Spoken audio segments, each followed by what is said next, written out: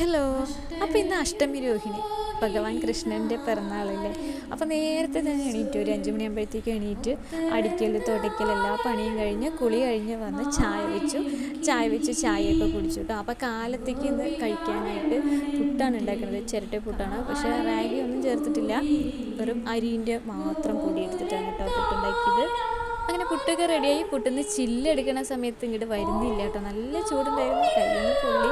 അപ്പോൾ കൂടെ കഴിക്കാനായിട്ട് പപ്പടം ഉണ്ട്, പൊന്നൂസിന് പപ്പടം വേണം, അപ്പോൾ പപ്പടം വറുത്തിട്ടുണ്ടായിരുന്നു. പിന്നെ കടലക്കറിയാണ്.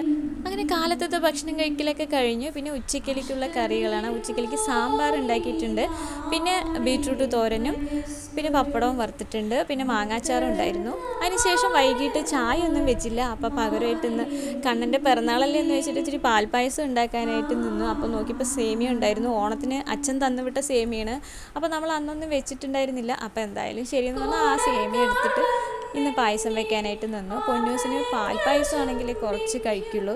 അപ്പം എന്നാൽ ശരിയെന്ന് വെച്ചിട്ട് ഇന്ന് കണ്ണനും ഇഷ്ടമാണല്ലോ പാൽപ്പായസം. അപ്പോൾ കണ്ണൻ്റെ പിറന്നാളായതുകൊണ്ട് തന്നെ നമ്മൾ പാൽപ്പായസം ചെയ്യാനായിട്ട് നിന്നു കേട്ടോ. അപ്പോൾ ആവശ്യത്തിനുള്ള നെയ്യൊഴിച്ച് അണ്ടിപ്പരിപ്പും മുന്തിരിയൊക്കെ വറുത്ത് കോരി അതിലേക്ക് സേമിയ കൂടെ ഇട്ടിട്ട് നന്നായി റോസ്റ്റ് ചെയ്തു. പിന്നെ തിളപ്പിച്ച് വെച്ചിട്ടുള്ള പാലാണ് ഒഴിച്ചു കൊടുത്തത്. പിന്നെ ആവശ്യത്തിനുള്ള പഞ്ചസാര കൂടെ ചേർത്ത് ചവ്വരി നന്നായി വേവിച്ച് മാറ്റി വെച്ചതായിരുന്നു, അതുകൂടെ കുറച്ച് ചേർത്തിട്ടുണ്ട്. എന്നിട്ട് എല്ലാം കൂടെ ഒന്ന് നന്നായി ഒന്ന് മിക്സ് ചെയ്ത് കൊടുക്കുക. ഇനിയിപ്പോൾ ഒരു 2 സ്പൂൺ നെയ്യ് കൂടി ഒന്ന് തൂവി കൊടുത്തിട്ടുണ്ട്. പിന്നെ കുറച്ച് ഏലക്ക പൊട്ടിച്ചിട്ടിട്ടുണ്ട്, അത് വീഡിയോയിൽ എടുക്കാൻ വിട്ടുപോയതാണ് കേട്ടോ. ഇനിയിപ്പോൾ നമുക്ക് വറുത്തോരി മാറ്റി വെച്ച് അണ്ടിപ്പരിപ്പും മുന്തിരിയും കൂടെ ചേർത്ത് കൊടുക്കുക കേട്ടോ.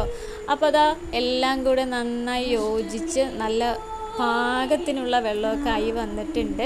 അപ്പോൾ ഇനി എല്ലാവരും ഇന്ന് ചായക്ക് പകരം ഇവിടെ സേമിയ പായസമാണ് കുടിക്കാൻ പോണത്. അപ്പോൾ അങ്ങനെ കണ്ണൻ്റെ പിറന്നാളായിട്ട് ഇനിയിപ്പോൾ പാൽ പായസം കുടിച്ചില്ല എന്നുള്ളൊരു സങ്കടം വേണ്ട.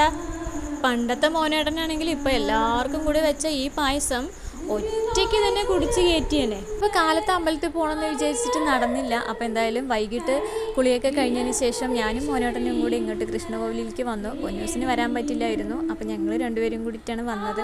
വരുന്ന വഴിക്ക് തന്നെ കുറേ ഉണ്ണിക്കണ്ണന്മാരെയൊക്കെ കണ്ടു കേട്ടോ. അവരൊന്നും ഘോഷയാത്രയ്ക്ക് പോവാത്ത കുഞ്ഞു മക്കളാണ്. അപ്പോൾ അവരെല്ലാവരും ഇവിടെ തന്നെ നിൽക്കുമായിരുന്നു. അപ്പോൾ കുറേ ഉണ്ണിക്കണ്ണന്മാരിനെയൊക്കെ കണ്ടു. അതിനുശേഷം ദീപാരാധനയ്ക്കാണ് ഞങ്ങൾ തൊഴാനായിട്ട് നിന്നത്. ദീപാരാധനയും തൊഴുത് ഞാനും മോനോട്ടനും കൂടി തിരിച്ചു.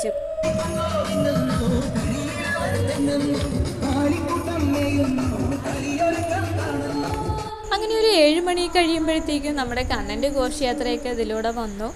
അപ്പം കല്യാണം കഴിഞ്ഞതിന് ശേഷം ആദ്യമായിട്ടാണ് മോനേട്ടൻ ഞങ്ങളുടെ കൂടെ നിന്നിട്ട് ഇങ്ങനെ ഘോഷയാത്ര കാണുന്നത് കേട്ടോ. അല്ലെങ്കിൽ എപ്പോഴും മേളം ഉണ്ടായിരിക്കുമല്ലോ ശ്രീകൃഷ്ണ ജയന്തിക്ക്. അപ്പം ഇന്ന് ഇത്രയേ ഉള്ളൂ.